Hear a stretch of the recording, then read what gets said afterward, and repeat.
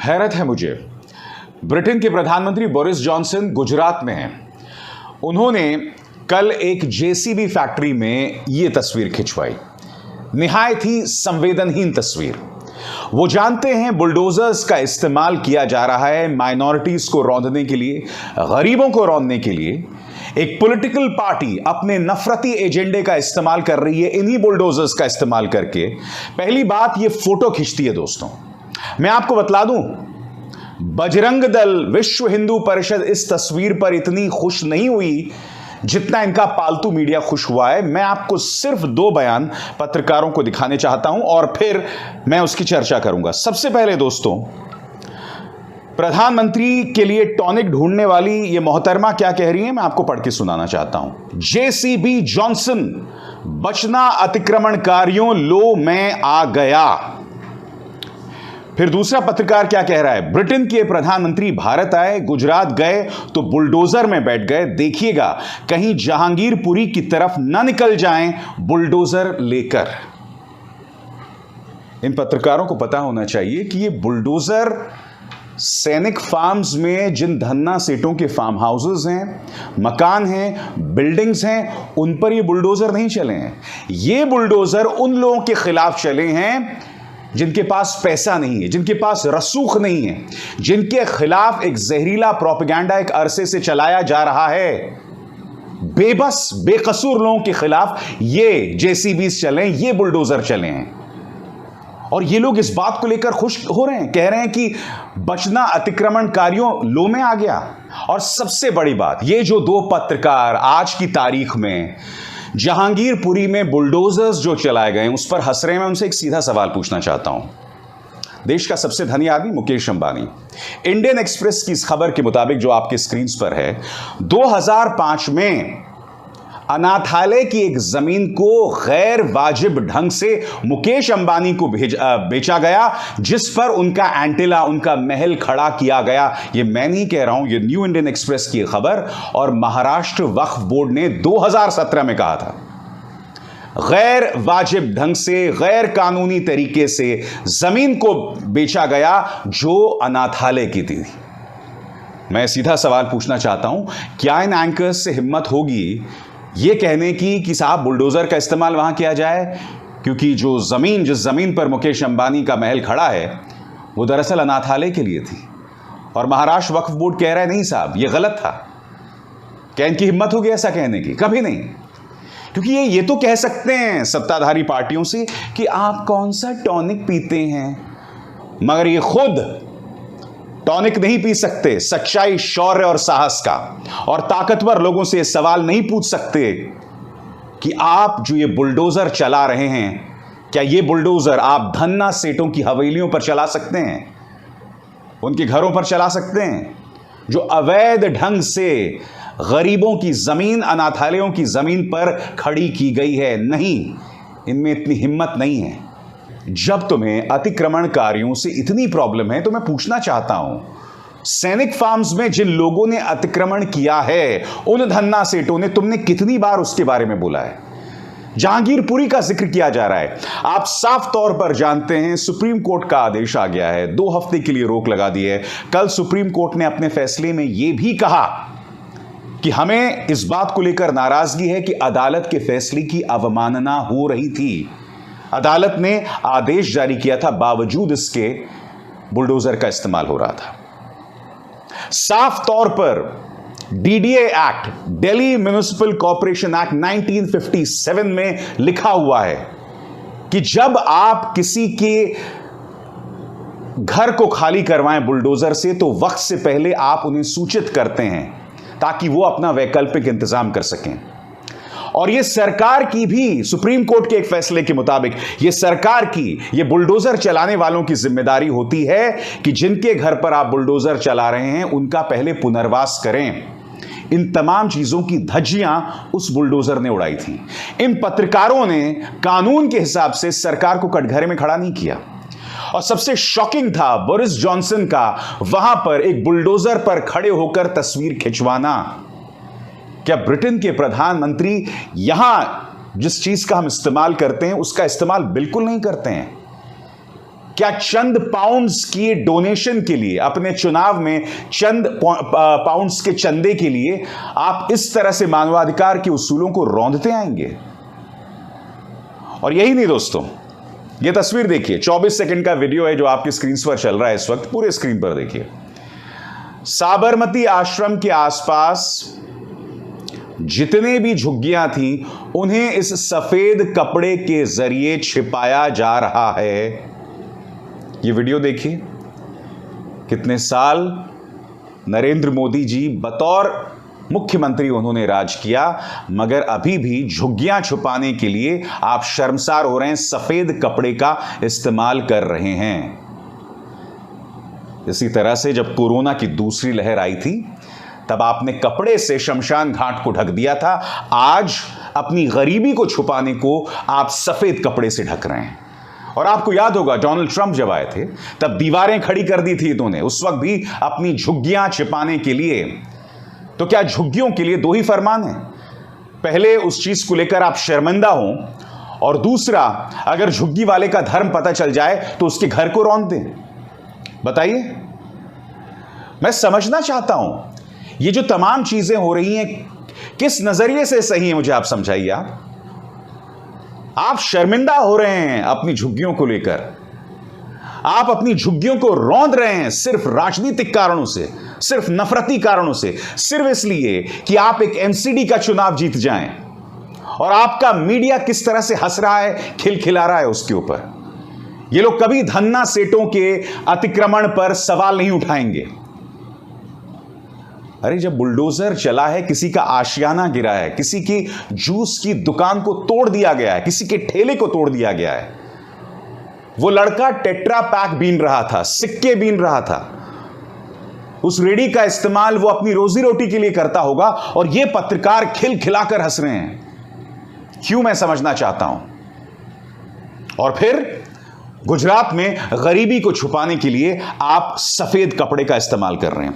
मगर मैं पूछना चाहता हूं गुजरात सरकार से कि जिस तरह से ड्रग्स का कैंसर गुजरात के युवा को अंदर से खोखला कर रहा है, उसको लेकर क्या आपके पास इसका समाधान है?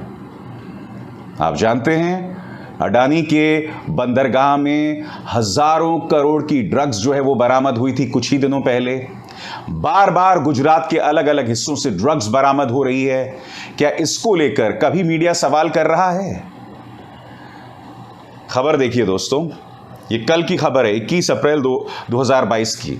गुजरात गांधीधाम इलाके से लगभग 2500 से 3000 करोड़ रुपए की कीमत की 250 किलो हेरोइन ड्रग्स बरामद। गुजरात मॉडल है साहब ये, वहां ये ड्रग्स बरामद हो रही है उस वक्त जब बोरिस जॉनसन वहां पर यात्रा कर रहे हैं। वो बोरिस जॉनसन तो पहुंचा है क्योंकि आप जानते हैं ब्रिटेन में गुजरातियों की एक बहुत बड़ी तादाद है। उसका मकसद साफ है, जेसी में जाके वो फोटो इसलिए खिंचवा रहे हैं ताकि वहां से कुछ चंदा मिले उनके चुनावों के लिए, ताकि गुजरातियों में उनका जो कद है वो और बढ़े। तो सिर्फ उसका यही मकसद है, सिर्फ उनका यही मकसद है। मगर यहां पर इन तमाम मुद्दों पर सवाल उठाने के बजाय लोग जेसीबी के जरिए या बुलडोजर के जरिए जिनके घरों को रौंद दिया गया है उस पर खिलखिलाकर हंस रहे हैं। मगर इस मीडिया का क्या कहा जाए दोस्तों? आप जानते हैं ये जो डिस्कशन चल रहा है आपकी स्क्रीन्स पर टाइम्स नाउ का, एक बार फिर ये लोग इंसानियत और पत्रकारिता को शर्मसार कर रहे हैं। आप जानते हैं इसमें क्या हो रहा है? जैसे कि आप जानते हैं कपिल मिश्रा, हाँ वही बेहोश मिश्रा जिसके केरल में काफी कारनामे हैं, वही कपिल मिश्रा जिसने दिल्ली विधानसभा में खड़े होकर हमारे प्रधानमंत्री नरेंद्र मोदी पर आरोप लगाया था कि वो लड़कियों की जासूसी करता है, और फिर उसने पलटी मारकर, जब इसे आम आदमी पार्टी से लात मार के बाहर निकाल दिया गया था, पलटी मारकर आज की तारीख में जहर उगलता है हर जगह। आपको याद होगा दंगों के दौरान भी जब ट्रंप आए थे तब इसने पुलिस की मौजूदगी में धमकी दी थी, और फिर कुछ दिनों बाद दंगे शुरू हो गए थे। खरगोन में भी जहां सांप्रदायिक टकराव होता है वहां पर यह बंदा दिखाई देता है। इसने नारा लगाया, देश के गद्दारों को गोली मारो। यह मुद्दा इस डिबेट में कोई व्यक्ति उठा रहा था और वो ये भी सवाल कर रहा था उस चैनल से कि आप ऐसे लोगों को जगह देते हैं, बढ़ावा देते हैं जो इस तरह के हिंसक नारे लगा रहे हैं। तो आप जानते हैं मोहतरमा, ये एंकर क्या कहती हैं? अरे गोली तो देश के गद्दारों को मारी जा रही है, यानी कि विजिलेंटे जस्टिस, अदालत में कोई विश्वास नहीं है। मैं एक सवाल पूछना चाहता हूं, जब उस तरह के नारे अनुराग ठाकुर ने अपनी चुनावी रैली में लगाए थे तो गोलियां किस पर चलाई गई थी? शाहीन बाग में बैठी महिलाओं पर। क्या वो देश के गद्दार हैं? या जामिया मिलिया इस्लामिया के अंदर, यूनिवर्सिटी के अंदर जाकर एक तथाकथित नाबालिग ने जाकर छात्रों पर गोलियां चलाई थी? क्या ये देश के गद्दार हैं? और ये महिला पत्रकार कह रही है नहीं नहीं साहब, ये जो देश के गद्दारों को गोली मारो कि जो नारे हैं ये तो गद्दारों के बारे में नारे थे। मैं आपसे पूछना चाहता हूं, ये रेडियो रवांडा से कम है? कितनी नीचता की हदों को ये मीडिया पार करेगी?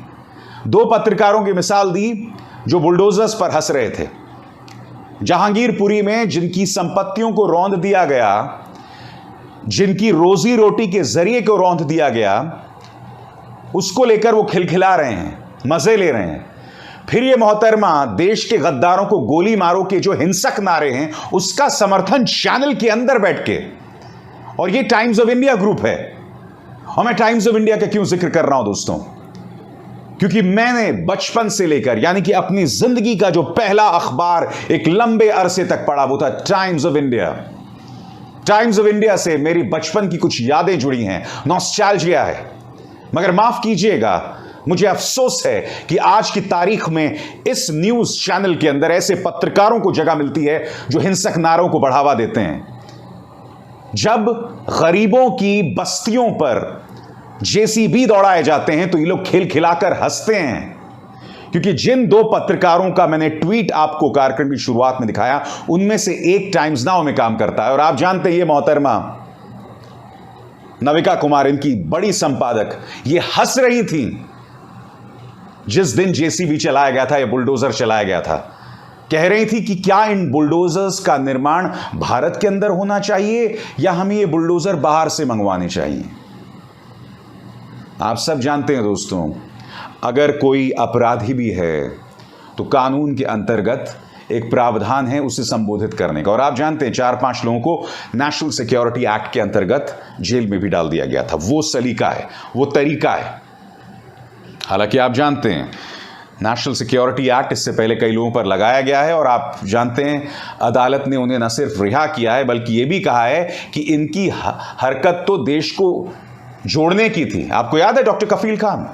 डॉक्टर कफील खान को 9 महीने तक नेशनल सिक्योरिटी एक्ट में जेल में बंद करके रखा गया था। मगर जब वो रिहा किए गए तो खुद अदालत ने कहा कि इन्होंने जिस भाषण पर आपने इन्हें जेल में बंद कर दिया था, दरअसल ये भाषण सांप्रदायिक सौहार्द की मिसाल है। इसलिए जिन लोगों को रासुका के अंतर्गत बंद किया है पुलिस ने, मैं उम्मीद करता हूं कि दूध का दूध पानी का पानी होगा, हकीकत सामने उभर कर आएगी। मैं अभी से उन्हें गुनहगार नहीं साबित करने वाला हूं। आरोपी हैं, नो डाउट आरोपी हैं, मगर मैं उन्हें गुनहगार साबित नहीं करूंगा। स्पष्ट है दोस्तों, हमारा मीडिया रेडियो रवांडा बन चुका है। और आप में से जो लोग भूल गए रेडियो रवांडा क्या है, 90 के दशक में रेडियो रवांडा अपने प्लेटफॉर्म से वहां की जो माइनॉरिटीज थी उनके खिलाफ जहरीला प्रोपेगेंडा प्रसार और प्रचार करते थे। कुछ एंकर्स शराब के नशे में माइनॉरिटीज के बारे में गंदी गंदी बातें कहते थे। नतीजा यह हुआ दोस्तों, इतना बड़ा नरसंहार हुआ जिसमें लाखों लोग मौत के घाट उतार दिए गए। रेडियो रवांडा के उन प्रेजेंटर्स और हमारी मीडिया के एंकर्स में कोई फर्क नहीं है। मैं नहीं जानता हूं ये अपने बच्चों से कैसे आंखें मिला पाते हैं, मगर ये उनकी आत्मा पर है। मेरा कर्तव्य साफ है, इस मंच पर मैं सवाल उठाता रहूंगा उनसे जो ताकतवर हैं, उनसे जो जवाबदेह हैं, उनसे जिनकी जवाबदेही हमेशा तय की जानी चाहिए। नमस्कार। स्वतंत्र और आजाद पत्रकारिता का समर्थन कीजिए, सच में मेरा साथी बनिए। बहुत आसान है दोस्तों, इस ज्वाइन बटन को दबाइए और आपके सामने आएंगे ये 3 विकल्प, इनमें से एक चुनिए और सच के इस सफर में मेरा साथी बनिए।